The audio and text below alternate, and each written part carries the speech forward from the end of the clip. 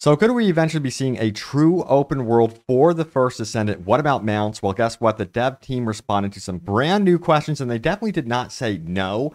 So we're going to dive into what they had to say here. Plus, we're going to be talking about, yes, the Mega Dungeon, which is coming up here in Season 2. The dev team gave us some indications as to what we could expect from that. Will be similar to what you can expect from raids from Destiny 2. We'll talk about that as well.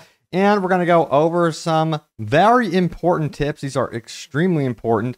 So we'll dive into those as well. And yes, this one mechanic a lot of players say needs to be nerfed. But this guy right here has proven that you can actually accomplish what appears to be the impossible. So we'll dive into that as well. And later in the video, guess who's back? It's me, Mario. Just kidding. Yes, my fiance returns to read over your top comments. So let's do this. Fun stuff. But let's get into this brand new interview, shall we? So this one comes from .esports. They asked the dev team some questions, and let's start out with this one right here. It says the grappling hook is one of the main traversal utilities in the First Descendant.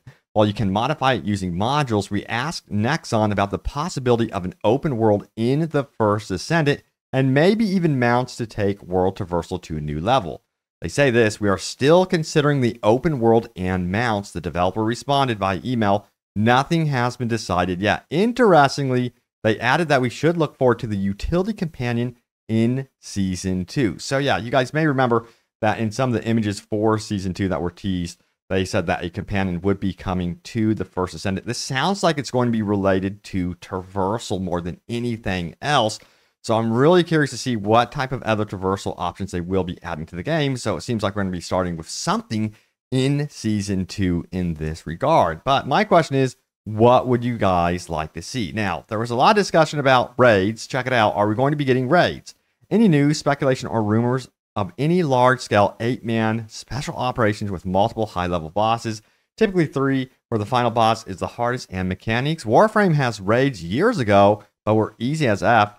DCOU has mini raids with varying difficulties, but increased drops, Destiny 2, etc. This is a great question, and you know what? This interview leads us into this right here. Check it out. It says the Mega Dungeon is another exciting addition we can expect in Season 2. Now, the First Descendant is a game you can, of course, play entirely solo, but we were curious whether Nexon plans to introduce cooperative dungeons and raids. The development team has made efforts to ensure that the game can be fully enjoyed in solo play, the developer stated. However, Nexon highlighted the main focus is on online co-op, as it believes cooperative play will be more fun. So yeah, it does definitely seem to suggest that they want players to be really prepared for the Mega Dungeons and use all of their synergies as team members to really take these on. Now, the article does go on to also suggest that perhaps these Mega Dungeons won't be as intense as Destiny 2 raids. However, I'm wondering if that's something you guys want or not. Let me know. They can't always just up the intensity, of course, through updates, mid-season updates, adding difficulty settings, that sort of thing. To start off, they might want to make this a little bit more player-friendly to their community. We'll see. Perhaps even have matchmaking with these Mega Dungeons as well. But also, they didn't note any mention of player count. So I know a lot of people want 8-player raids specifically. We'll have to wait and see what they say about that. Now, also, we got to talk about this one because the questions do continue, and they were asked about microtransactions, if this would be improved, and they gave a very roundabout answer on this one. Check it out. Another hot topic of discussion is microtransactions. The First Descendant was slammed at launch for having greedy microtransactions and the ability to buy in-game items like energy activators for pretty high prices. Well, Nexon said it doesn't have an update regarding microtransactions. It highlighted the team is consistently looking for ways we can improve the First Descendant in order to make players' experiences more enjoyable based on player feedback. Yeah, this is one area that I don't know if they're going to touch. However, remember, I did mention that, you know, when microtransactions was a really hot topic, they kind of ran a test. They did some sales for their ultimate versions of, you know, Descendants. And I'm kind of curious if they would ever venture into that path again, running sales, running weekends where, hey, you know, the ultimates are on sale. I think they should definitely consider doing that, especially around big content drops, new seasons, that sort of thing, to get the player base reinvigorated and reinterested in the game. All right, so we got to talk about this one as well. It says, for all the people who downvoted me for saying you can dodge the cube. So he was called out because he previously said, hey, you can't dodge this mechanic whatsoever. But here, he goes on and shows off that, hell yes, you can. He does this several times in this clip. And let me tell you what, it is a very impressive clip. Wait for it. Look at these moves right here. So let me know if you guys think that this sort of thing needs to be nerfed or not. But I got 1,500 upvotes and some responses here. I don't dodge the cube. I use anti-freeze mod and tank it. So yeah, that's also a great idea. And it says, yeah, the damage on the cube is negligible. As long as you don't get frozen, you're good. And then also it says, dodge this filthy casual. And we got this one right here. It says, people who downvoted you are the same people that get hit by every single gluttony attack, even though he gives a huge tail window that he is going to attack. So yeah, a lot of people are back and forth on this one. Seems like most of the community, from what I am seeing, is wanting this mechanic to be left alone. They actually like the challenge and appreciate the challenge. You know what? I say we get into those tips and tricks, so let's do this. This one comes from Alpha. Says, back here with more quick tips. Says, thanks for the warm reception of my last one. I've compiled some more quick tips based on some comments and things I've seen recently. Thanks everyone for the suggestions. This is so well put together, by the way. Now, it goes on to highlight, of course, Sharon here. It says, try to finish the infiltration boss skill with Sharon's flash short sword skill. It has a 60-second cooldown and can be used as a timer for the infiltration reset without having to go into the map to track. This does not work if you are using cooldown reduction components or modules. That's a great point right there.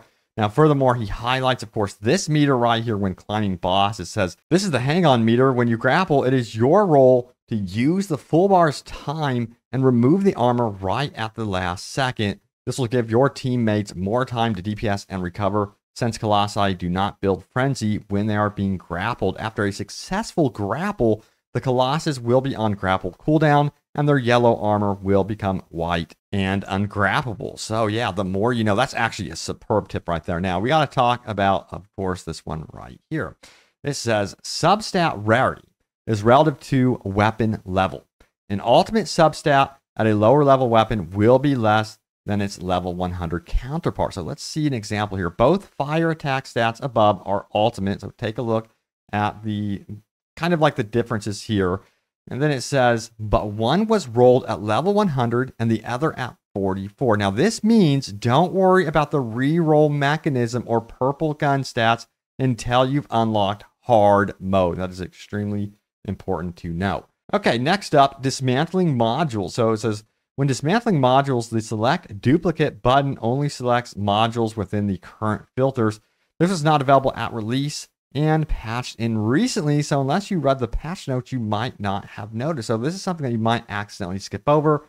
So that is great to know. Let's talk about occupation in progress. Now, occupation missions objectives complete faster if more people are standing in the objective circle. This is confusing as some don't need this, like the hacking objective. You can easily tell if you need it when you see the dots below the objective. As you can see right here, 3 dots. Don't bunny hop spawns. You'll extend the mission. Drone escort missions are the same. It will move faster if everyone is feeding its shields. All right, the more you know. Now, what is going on here? Now, it says this, hard mode missions have multiple possible M4s, material rewards. You can select and change the reward to a different AM from the mission select screen. That's an excellent tip right there. You might miss that. We got to talk about dodge, duck, dip, dive, and dodge. So reload faster by canceling the reload animation via a dodge, roll, grapple, or sometimes just by shooting early. It seems like each weapon has a different method, but dodge roll seems to be the most consistent and can be done at about 70% fill rate. I've gotten lucky about 50%, by the way. You don't even have to build up 70%. All right, so previous mission results. Let's talk about it. If you miss your chance to view mission results, timer runs out. You can go into the game menu to view previous results. Helpful if you want to get back to the restart mission button in the mission results. So yeah, so if you feel like you've missed the restart button, there's actually a way to get to it through this previous mission results screen. So yeah, some great tips there. I think that's going to be helpful for some of you that missed out, especially on some of those patch notes. All right, so you guys know what time it is. It's time to go over your top comments. And once again, I'm joined by my fiance. Hi. All right, so let's start out with the first top comment, which is this one right here. They need to fix the paint system. The original outfit look more or less the same as the review, but customized color outfit looks absolutely different in the game compared to menu. I saw that one guy make Kyle Ironman, but in game he became Plastic Man.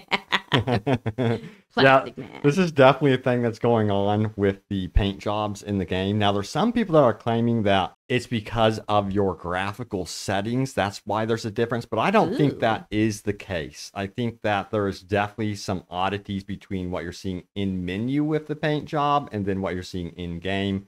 They definitely need to address this for sure. All right, so moving on. Let's go on to this one right here.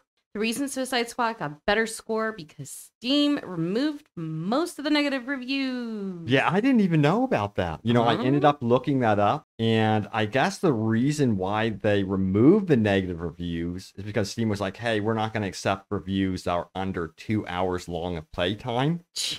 And I still feel like that's a bit shady. If the game is like a bad game and people can fill it right out of the gates, the review should still count. That's how I feel about it. But yeah, let me know how you guys feel about that one. And I noticed that some of you actually enjoy Suicide Squad despite the negative reviews. Let me know if you're one of those people. But yeah, there's only like 94 players playing at a time. Yeah, it's pretty bad. Aw. I know it's sad because I feel bad for the dev team though. They work their asses off. They put their heart and soul into it. Yeah. All right. So next one is this one right here. I've been grinding this game since launch, and it was such a blast at first. After 150 plus hours, I spent all my time camping outside outposts, running void missions, catalyzing descendants. I feel like I'm playing less and less each day, which sucks because I really love this game. And my opinion about that is that's okay. Like, sometimes you are going to get to a point with every single game and you're going to take a break. And what's going to bring you back is new content, which is going to be season 1 release in late August. And then hopefully that can keep us, excited about this game for at least a month, Keeps afloat. I'm crossing my fingers, maybe even longer, but that's kind of rare with these sort of games. These live service games are a ton of work with that sort of thing. But yeah, then December is going to be season 2. So we'll see how they can hold out until December with that season 1 update. You want to read another one? Let's do it. There are a bunch of issues, but as long as we get the win updates, I will keep believing in the devs. Yeah. Oh, okay. Yeah, that's the one thing about the game. I still have a lot of hope for it because the dev team, they're actually listening. They're taking the right path. So yeah, I think they're doing a great job overall. So yeah, let's do one more. I'm bummed so much. Just kidding. I'm bummed. So much stuff is locked behind outposts, which are literally just standing simulators. They nerfed our XP farm in hopes for more run and gun play style, but have 80% of characters of weapons locked behind standing around. I don't know if they'll end up buffing areas around the game, but yeah, let me know how you guys are feeling. There are some replies about this, though. Let's see. Oh, someone sees like all caps here. Look at this. Holy crap. I'm going to use my shouty voice. Right. Tell them again, man. I mean, I love the update change 1 minute, but still, it's so freaking dull, dude. Holy, I was farming earlier and I just cut my Xbox off because I was like, why am I still here doing nothing for a crap shoot in the dark for the items I need? Nope, not it, not I. That was the calmest rage quit ever, straight up. Just cut the whole damn Xbox off. What is happening? That's how I read it in my brain. All right, and then there's this one right here. To be honest, since they made it only 1 minute, I have found farming them for amorphous materials to be a breeze. I actually don't think they are too bad. Depends on what you're wanting, though. Yeah, it seems like it's like divisive on this one. Some people want the return of like the Valby run to have like farming absolutely super easy.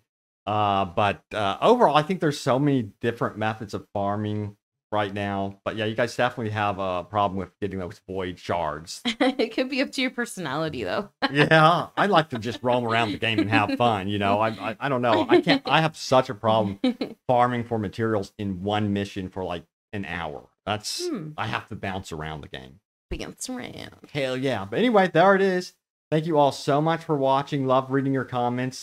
This was a blast. It was funny. Yeah, and we will continue doing this. Thank you all so much for watching. Stay tuned for more, and I will see you all next time. Take care. Bye.